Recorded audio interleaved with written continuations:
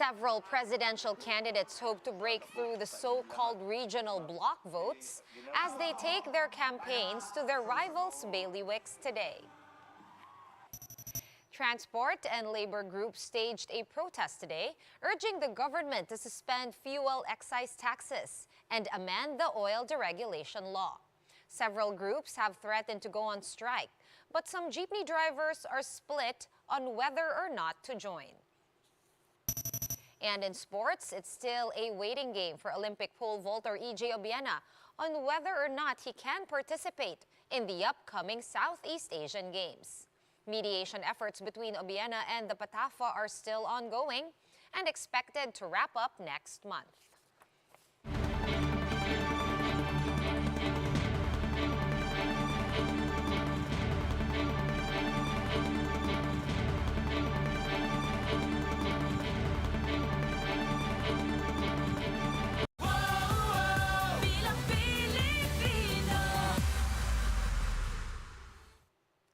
Fast, focused, and fearless. Here's a roundup of stories we're watching now.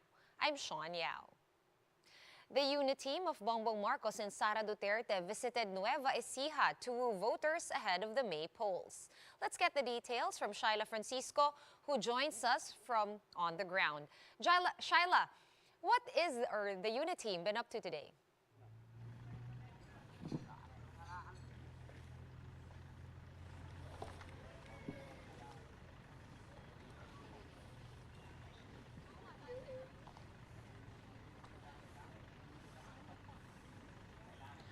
Sean, the campaign has just wrapped up, and as you can see, supporters have gone home. But earlier, this open field was filled with supporters, as well as two other towns that presidential candidate Bongbong Marcos visited.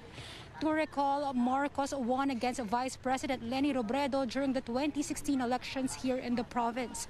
Marcos, along with running mate Sara Duterte and some of their unit team senatorial slate, first visited Santa Rosa and Nueva Ecija to meet with pastors, local and provincial officials, and they had a surprise meet and greet in the town. Meanwhile, the rain didn't stop supporters from welcoming Marcos at the start of his motorcade in Cabanatuan City. There was also a commotion before the motorcade as Marcos went on the ground to personally meet and shake hands with supporters.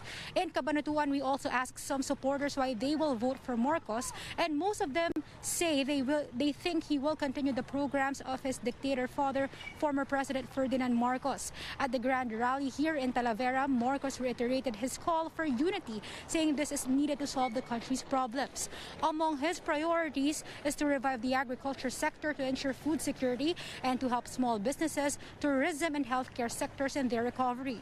He also committed to lower prices of electricity. Also during the rally, supporters kept shouting, "Di kami bayad," to which Marcos agreed, saying Nueva Ecija supporters warmly welcomed them and clearly believed in their call for unity. Sean, Marcos didn't give a chance to be interviewed by the media on some issues, including his lead on the latest Pulse Asia survey, but his camp earlier released a statement saying or thanking the supporters, noting that the results show that they're clearly winning the battle. Sean?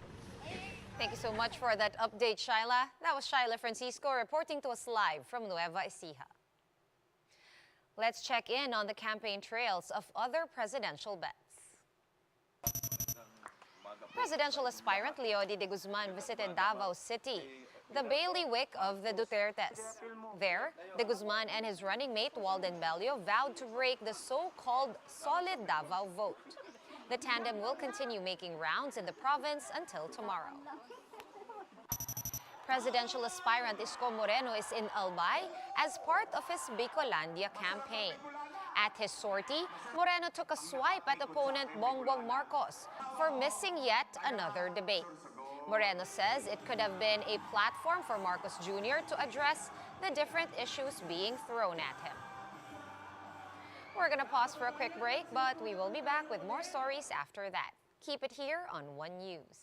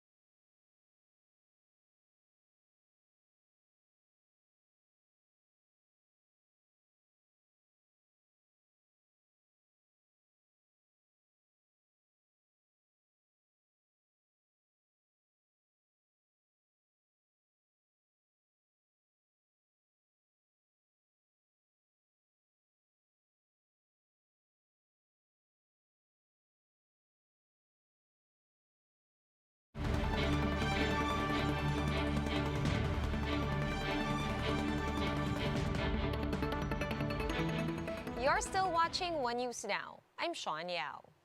Vice President Leni Robredo is set to hold a grand rally tonight in Pacquiao's bailiwick, General Santos City. Joining us is mobile journalist Jacob Lazaro, live from on the ground to give us the details. Hi, Jacob. How many supporters are expected to join this grand rally tonight? Hi, Sean. For the mini rally in Kinapawan City earlier, there were at least 2,000 to 3,000 kakampings in attendance. But for the expected number of attendees for the grand rally in General Santos City, we still don't know how many exactly are anticipated. But since it is a grand rally, we can expect more than 3,000 attendees.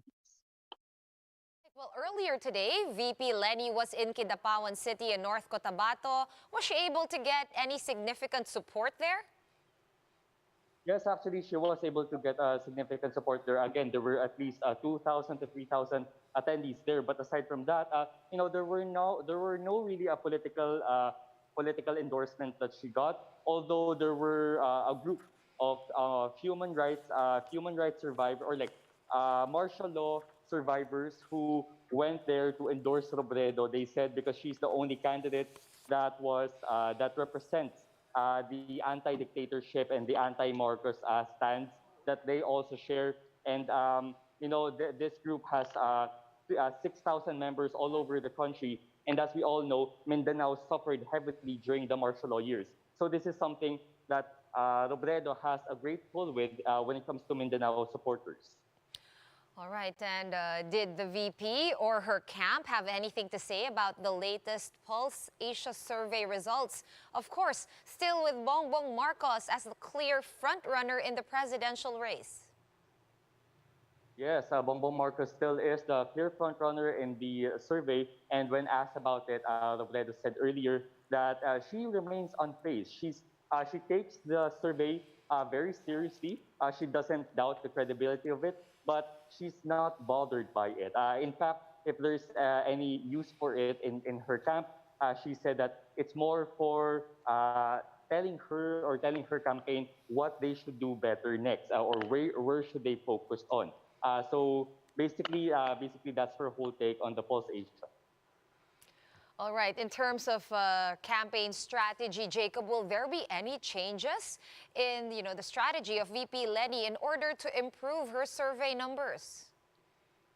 Yes, actually, the change in her campaign strategy already happened a month ago when she started focusing on when she started getting the endorsements of local Catholic church leaders to fight against disinformation, because Robredo said that in their own internal research, in their own internal surveys, whenever they would ask a voter why they don't like Robredo, they would always say it's because of the disinformation that they heard from them from social media.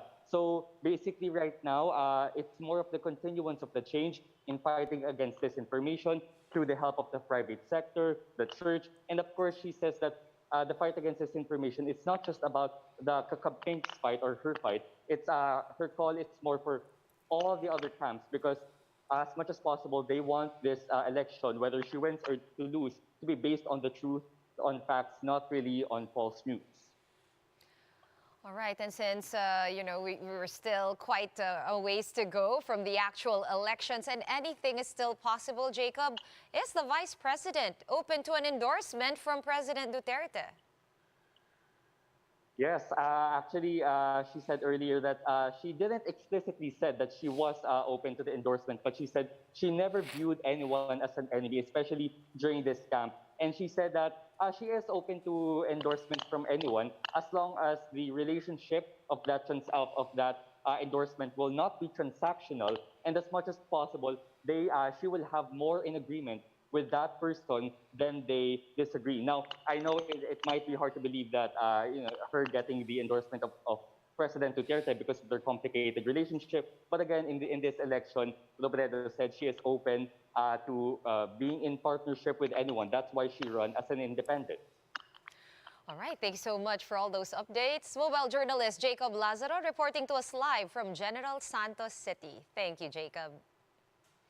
In other news, Transport Group Piston is studying a possible transportation strike amid soaring oil prices. But drivers are divided on the issue. Mon Gualvez with the story.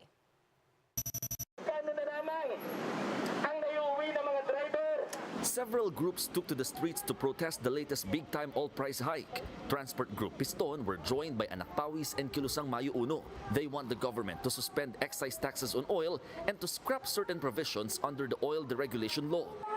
With this, Piston is studying the possibility of holding a transport strike.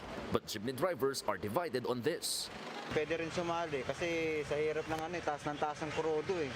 Mahirap talaga sa amin pag mataas talaga yung kurodo. Biyahe na lang po kami bumabawi talaga eh. Kung makakabiyahe ka ng maghapon, kung kikita ka kahit maliit, at least meron. The MMDA says it is ready to compensate with free rides in case the transport strike pushes through. Tayo po sa MMDA ay nag-preposition ng mga ating mga assets para po mag-provide ng libreng sakay kung sakaling magkakaroon ng mga stranded na pasahero. Meanwhile, MMDA Chairman Romando Artes says the number of vehicles passing by EDSA has increased but still low despite the declaration of Alert Level 1. MMDA data showed the daily average volume of vehicles is at 384,000. Before the pandemic, an average of 405,000 vehicles plied the main thoroughfare every day. Baka ito po ay bunsod na rin ng mahal na presyo ng gasolina o crudo sa ating market. At kaya po siguro yung ating mga kababayan ay nagre-refrain na rin po sa paggamit ng kanilang sasakyan. With this, the agency says traffic is still manageable at this point. For News 5, Mon Gualvez, we are One News. For more updates, visit News 5, The Philippine Star, and Business World online. Visit our website, onenews.ph, for more in-depth analysis. You can also catch One News on the Signal Play app. Register for a free account at www.signalplay.com and stream One News live anytime, anywhere. Masks on, wash hands, and stay safe, Philippines. I am Sean Yao. We are One News.